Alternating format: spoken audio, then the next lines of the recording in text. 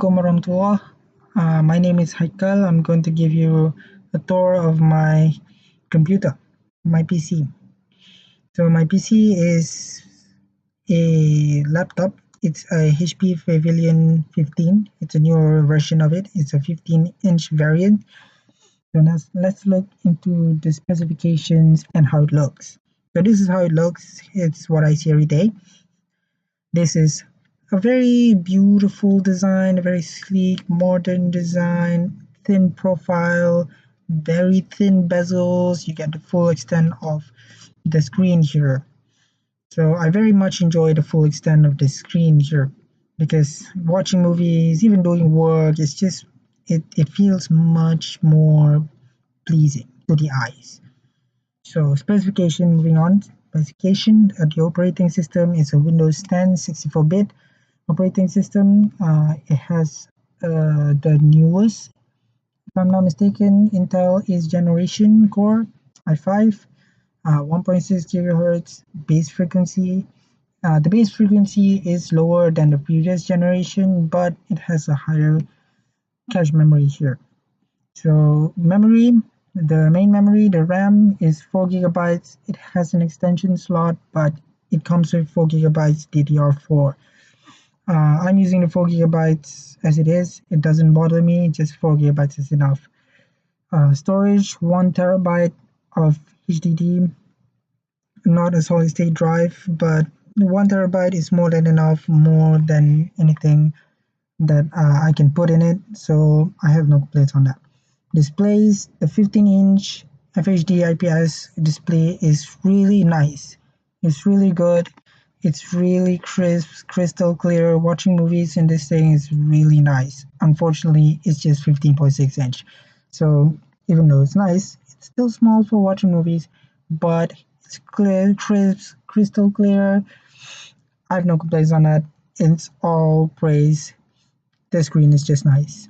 Expansion features, the ports, it has a standard HDMI port, RJ45. These are all the things that you can find on a normal computer.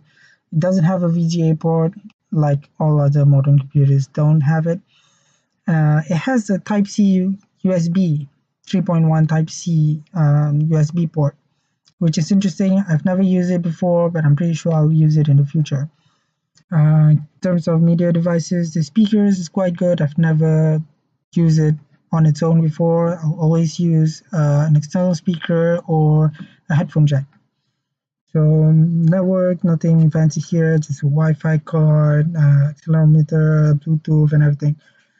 The battery lasts pretty sufficiently, long enough for me to do a lot of work throughout the day. No complaints again, but not the best, but still it's a thin laptop that lasts the whole day, so it's good. So 2 years of warranty. This is actually unique. I purchased it extra, so the base price is 2,700. With the 2 years warranty, it's like up to 3,000, depending on what package you picked. So software included. I didn't actually get this because who uses this anymore? So next on my favorite softwares. So I have quite a few favorite softwares here. I don't want just to stick to one because I use different softwares for different things.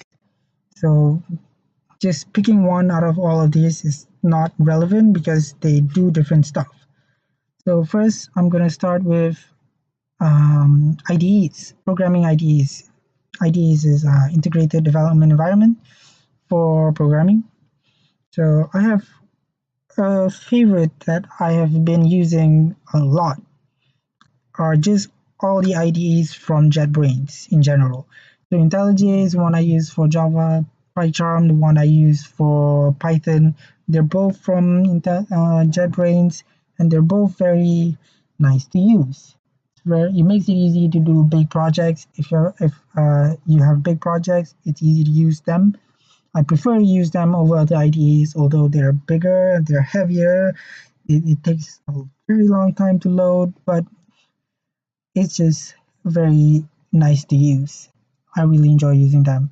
And for JavaScript frameworks, I use Brackets. Brackets is open source, it's very light, it's very easy to open, it's very easy to code in it, it's beautiful, it's nice looking, it's interactive, and it has everything you would want, and it's free. So this is what I use for JavaScript and HTML, CSS designs. The one I'm using right now is p5.js. It's just a sketching tool, so I would use this normally to do sketches, which is quite fun to use. It doesn't even feel like programming anymore. It feels like art. So people have made some really impressive stuff with p5.js, but that's just about the JavaScript framework. The brackets itself, it helps see all this stuff, helps when you type, and code completion is there, everything is there, error messages, warning messages telling what to do, it is there, it's very easy to use, very fun to use, live preview right here, you change the code, it changes with you, it changes right away, so that's nice. So that's brackets. So in terms of entertainment, watching movies, VLC media player. VLC media player, for me, to me, is the best media player ever. Only use VLC media player, never use anything else. So it plays literally any video formats you can find, it can play, even the weirdest ones, it can play. So really, I just use this for everything. In terms of music listening, I use iTunes a lot. I don't prefer to use Spotify. iTunes is just better for me on the computer, and the streaming service is actually quite better. I prefer it over Spotify. I do use Spotify on my phone, but iTunes I use on my computer. And Sibelius, I use this to edit music. I sit and write music scores. It's a good way to learn how to write scores, how to read scores, especially. So I've been learning how to do that with Sibelius. Sibelius is a really good tool to use it for.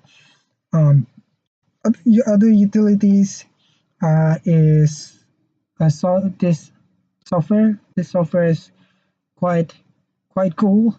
It is a VPN client manager, and it has a lot of servers you can choose from anywhere else in the world, United States, Russia, United Kingdom.